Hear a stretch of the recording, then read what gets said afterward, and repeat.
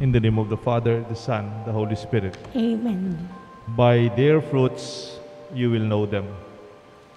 Kilala yula, kayong karelang bunga. Wapi naman. Nung yung bunga, biyabas siya, di biyabas siya. Bunga, santulya, di santulya. Nung bunga, sampalok ya, di sampalok ya.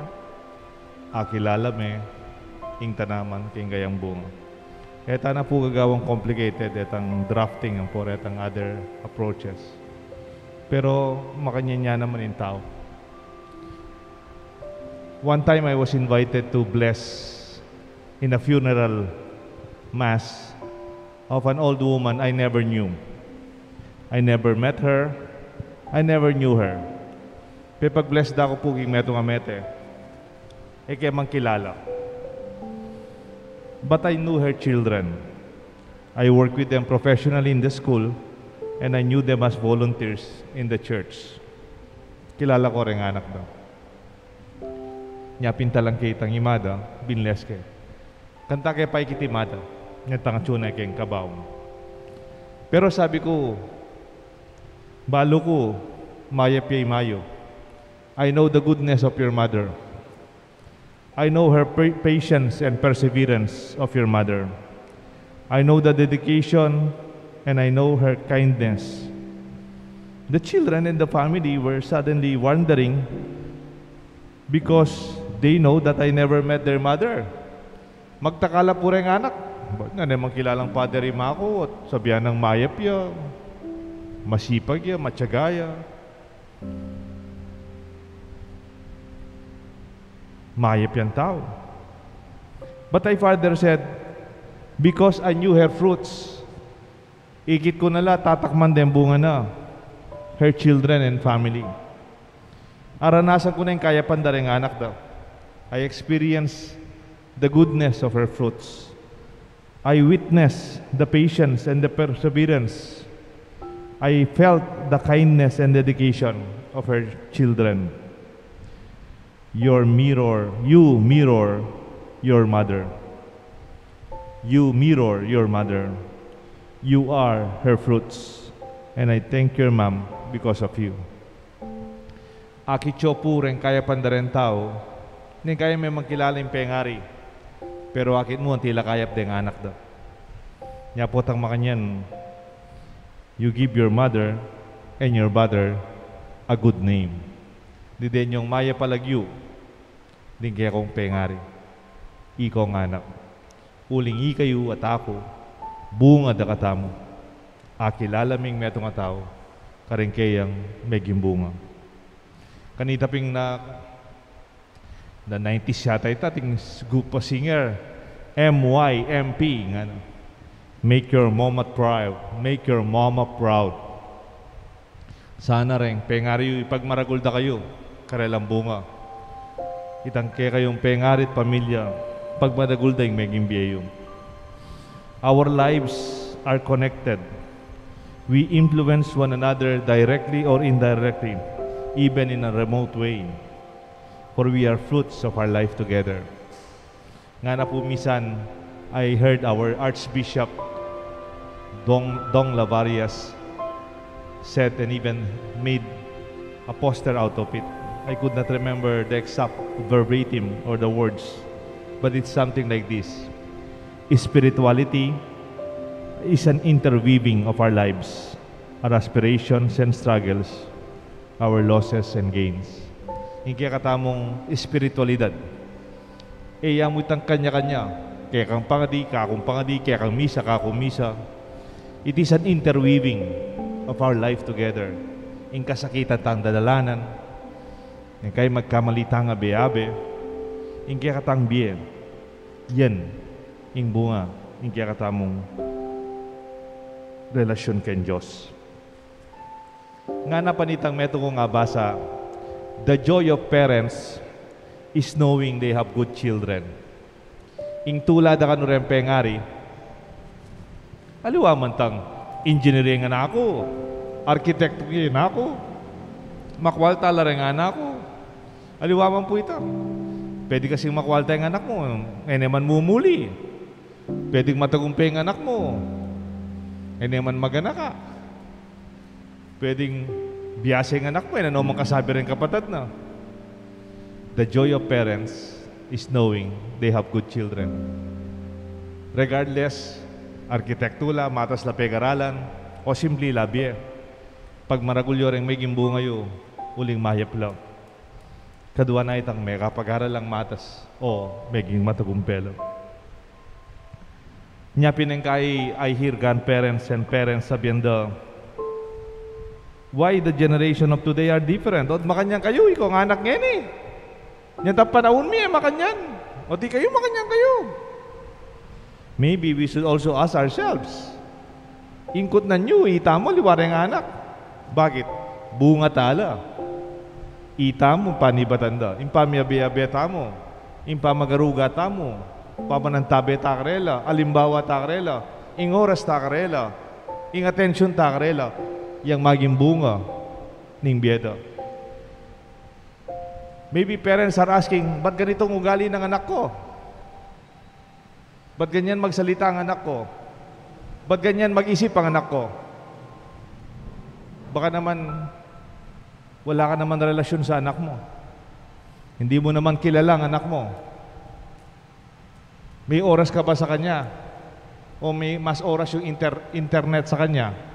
O mas maraming oras yung pinapanood niya sa kanyang iPad o computer? Kaya nga, kuminsan, yung bunga ng ating buhay, it's part of our negligence. That we are distant. You may be living together in one house, so near and yet so far. Maybe, as we say, our children and the next generation are the fruits of our life together. Let it be our mission to make our fruits sweet, healthy, beautiful. Pangadita mo yung maging bunga ng biyata mo. Di nga na ka rin, magilang mayap o mas mayap kaya katamo. Halimbawa, in the process of education, potang mag-aral ka, makakasora, gigisang ka maranon, manigaral kang mabengi, ka makapamyalong. It's a long, tedious, difficult process. The learning, the preparation for life. But when you are a student and you are a parent, always reminded of the fruits of education. Nani maging bunga ng pamag-aral. When you see the fruits, ka mainip, makasadya kang manaya, makasadya kang magsakripisyo. Or even kareng kasal, weddings, kareng kakasal. Nung ating kong kakasal na paunakan, pengari, ating kong kakasal ay anak. Elaborate and expensive weddings, itang mal na kasal, itang kasal dakala detalye, ating bulaklak, dakal, ang popang bula-bula, ang popang asok-asok, ang pong butterfly. The details of the wedding are not the focus, but the marriage, the life itself, and ultimately the fruits of marriage, the fruit of their life as family. Focus on the fruits. Remember the end of the mission. Neng kaya ko pareho ugali, kaya ko pareho pain-pain. Itang paintungula na, itang maging bunga na, yan parati tayong isipan. Anya po itang parati ka mimisip kayong malaot. Mo na maragul problema yung detali. Nakamitatas presyon kayong manating bagay. Halimbawa, paggawa tayong kaya katampisamban, alayang tiles kayo ng libutan. A few weeks ago, nakalikabok.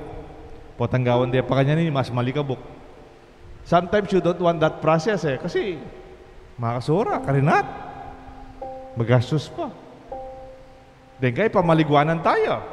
Tanang mura, tanang mabilis. But when you see the process, isipan mo ita resulta. Masanting, maglambat. Mateta na, masanting pa. Igicho pureta kaya katamong garahe. Igicho yung flooring ng garahe tamo. Baldosa la reta. Matuanan. 1960s na pa siguro deta na yan sigura. Pero yung bunga da, chupageri. Matibe. Yan ang mitagan. Kaya tamong matuang kumbento. Paneta mong isipan tang maging resulta. Tama malagwa. Ta sasamal. Iti pangadita mo. Anti mo keng obra. Management as a process or management as result. and output. Nang kay king obra, mitataltalan ta kayong proseso, mitataltalan kayong detalye. Pero yung maulagan na yung maging resulta, what will be the output? What are the results? At the end, what will happen? And how it ended? Halimbawa, kayong opisina, sometimes it's the mindset. Human resources, they are not input towards another output. Kunyari mo po kanita mag-aral ko, yung kanong business ba kanya? Input, process, output. Taka nung input din, magobra, human resources, pondo, makinerya, materialis, management processes. Kaya ba't piyabenaber mo magiging result at ikaw produkto? Makalungkot po tang lalon mo yung tao, input ya mo. Abeno ring materialis, pera, makina, po pa rin proseso. Nya nung tipiran mo yung materialis, tipiran mo rin pera, panyagad mo rin makinerya, makanyan, impanlalaway mo ka rin tao, po makanyan. The people are not only means to an end. Human resources should not be treated as an expense or an overhead. Gastos na rin tao nga rin Nya, bawasan ta na lang mo, lakota na lang. Bakit? Di nga liwa kasi isipan tayo, tang pera, tang tubo, tang panakitan. Remember, the people are the end of the process. Christians, if you are a Christian businessman, deng tao, lagamit. Deng tao, mo kaya ba kayong gastos. Deng tao, kaya ba mong magobra niya, maging matagumpay. Uli da. Mo kaya ba ng proseso. Ila, o ba't ating negosyo para karela. They are the center of our mission, our people. Usually, karing negosyante, sabihin the bottom line of usual business organizations refer to the net income, to the net earnings, to the bigger share of the investors. O ito, yung maulaga ka kayong negosyo, itang tubo, kayari, manakitan na rin negosyante. Mala na pong marok kanita. Ya mo yung maging bunga ng negosyo yung pera, pera-pera na mo. Lenyo rin kaliwang bansa. Kanita, kayong Singapore, sinabi ng karelang presidente dati, let us prioritize our economy. Everything will follow. Family, relationship, and society. O ito, pinrioritize din economy. Obra, pera. Makwalta na lang. Pero ngayon, alalang anak. Alalang apo. Alang magmana. Alang manyundo. Balo ya po yung Finland. Meron nga rin peka masayang bansa. O ito, alalang tao. Kalupanan ni Japan, negative population growth. Nabisang may kainak. Importante tilang pera, komportable la. Edo pa ulagan din tao. Dahil mismo anak. Ngayong abortion, ordinary mo. O ngayon nila. Makisabi lang immigration ka rin para mag-obra. They did not realize deng tao ila rin bunga. Kaya ngarapan ng Diyos, nganapin, you are the apple in my eye. Anya suggest ko, nung negosyante ka, mo metong yung kaya kang bottom line. Mo metong kaya kang paintungulan, metong kang bunga ni kaya kang negosyo. Nano ito? You call it multiple bottom line. Itandakal niya maging resulta yung negosyo. Mo pera, mo negosyo, may nakitan ka. Ali, may I suggest some? Kanyari mo, yes. Make your investors happy with their net income. But also contribute to the healthier environment. Pwedeng may negosyo ka, sinira mo na yung maningilog. May negosyo ka, pepaluwal ka na pollution. May negosyo ka, nakakarakala basura, ikse mo kayong sapa. No.